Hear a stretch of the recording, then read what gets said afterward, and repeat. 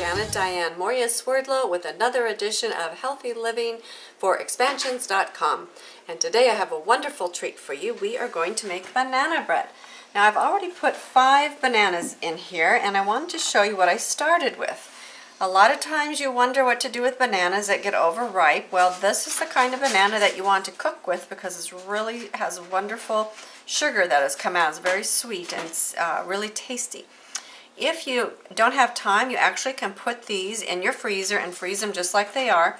When you take them out, they may be a little bit mushy and watery, but that's okay. Put it all in there and you'll be amazed what wonderful products that it will create. Now, if you just want an eating banana, I wanted to be sure and show you these. This is the way you want to eat them. And if you don't want them quite that ripe, you can ripen these up a little bit, and instead of using 5, because they're kind of dried up a little bit at this point, I would probably maybe use 3 or 4 of these of the same size.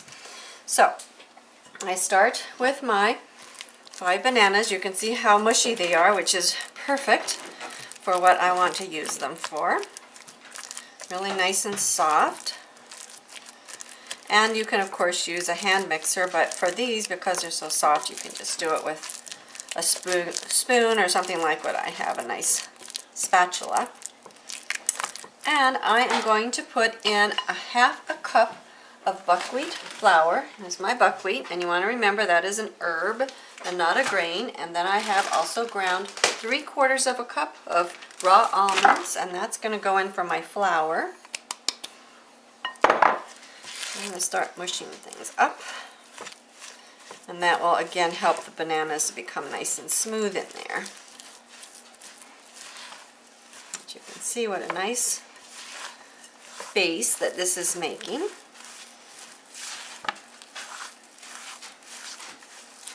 And then I am going to add, here's a half a cup of butter. You could also use a half a cup of any kind of shortening. I've melted it for you. But you can put in olive oil or anything else that you'd like to use in place of shortening. Or in place of butter, I mean, for some kind of shortening in there. This is pretty quick and easy. The longest part is baking your banana bread. When we get that far, we do bake it on a lower temperature, and that's one thing that helps to keep it nice and moist. Alright, and then I have 1 teaspoon and a half of baking soda, and on this side I have 1 teaspoon of a nice quality sea salt. I like Fleur de Sel, of course, so that's going in. And I also use a half a cup of homemade applesauce, which helps with the sweetener. Now if you want, you could also replace that with banana, which I have not done yet. This was kind of my latest rendition. As you know, I kind of make things up as I go. And I might do that the next time just to see how that works. And then I use a half a teaspoon of stevia because I've cut the sugar way down, the added sugar. So I'm going to put in a half a teaspoon of my stevia. Now if you just use a little bit to bump up your sweetener, you can't taste it. If you use too much, it's going to have an issue as far as the taste in your recipe. So you want to keep that in mind. I have here a half a cup of coconut crystals. It has a very low glycemic index, so that's going to go in.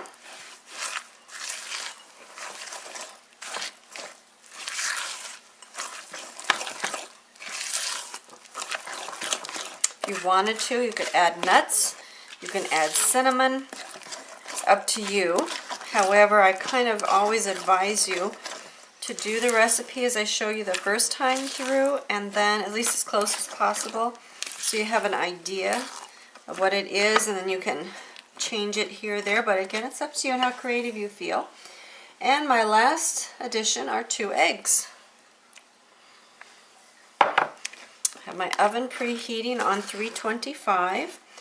And because everybody's ovens are different, and because of the type of recipe it is, what I like to do is you should bake it somewhere around 45 minutes. But I start checking about 35 minutes.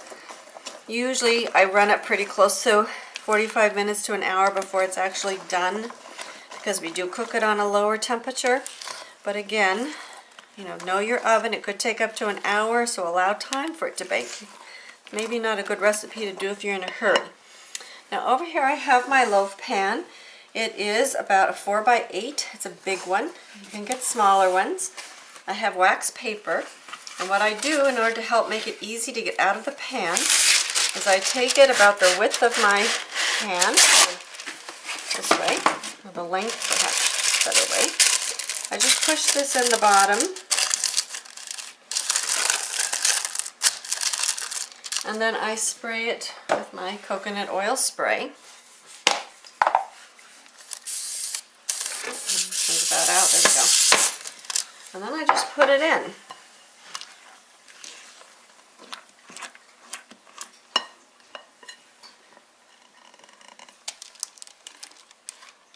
And you can see it really just takes a few minutes to stir up. The longest part on this is the baking. And if you bake it a lot, you will know approximately how long it will take. As exact as you're going to be. The issue too is because the bananas are going to change, the moisture content will change. And if you want to get fancy, you could also do the ends with wax paper, but I just don't want to fool with it. So then when it's done, what I'll do is I'll just take my spatula and go along here and loosen it up underneath, and I can lift it out. It's easier for pan cleanup, and it makes a nice loaf. So I'm going to go ahead and put it in my oven. I'm going to set the temperature for about 35 minutes, and then I'll check it.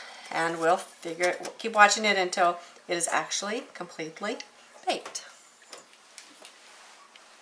And be sure and put it in the center of your oven, because that's where you get the most even heat that way, so your loaf will bake evenly. And you can make a couple loaves at a time, so you can utilize the efficiency of your oven as well as yourself in your own time. As I mentioned, it freezes very, very well. It's a wonderful loaf. So we'll watch it and we'll take a look at it when it's ready. All right, let's go ahead. This has been baking for about 45-50 minutes, and you can see it's nice and spongy on top. So let's check with the toothpick and see how that looks. Okay, that's coming out clean, so that's good. Now let's see how our little paper works. So what I'm going to do is just go along the side to loosen this and loosen on this end. And of course this is already loose, so we'll just pick this up and move it over. So that's good. And you can see how it's sticking, so we're going to peel that off just a little bit and let the steam out so it can cool. Very hot still. It's dripping a little, but that's alright. As I said, it's homemade. Now, Stewart likes this with whipped cream on it and a little bit of fruit or jam. And I'll show you a little trick here. Hopefully it'll be a little trick. Turn this over, and then I can peel the bottom off. Now, because it's out of the oven, it's still kind of delicate. Oops, it's going to peel a little bit. Well, that's the way it is. But it will help it to cool and make a nicer loaf. So, there we go. A little squished, but that's alright. So, there you have it. And this will cool within an hour or so, and then you can serve it warm, as I said, with whipped cream and fruit, or just like it is, but it will solidify a little bit after it's set out. So my personal recommendation is you should let it sit for maybe 30 minutes to 60 minutes just before serving it, but of course it's up to you. So there you have it. It's a delicious loaf. You can cut that into about 16 to 18 pieces, and each piece will be approximately, say, 18 to 20 carbs. So it's delicious dessert. Enjoy. Healthy eating. Diane Mourglia-Swerdlow with expansions.com.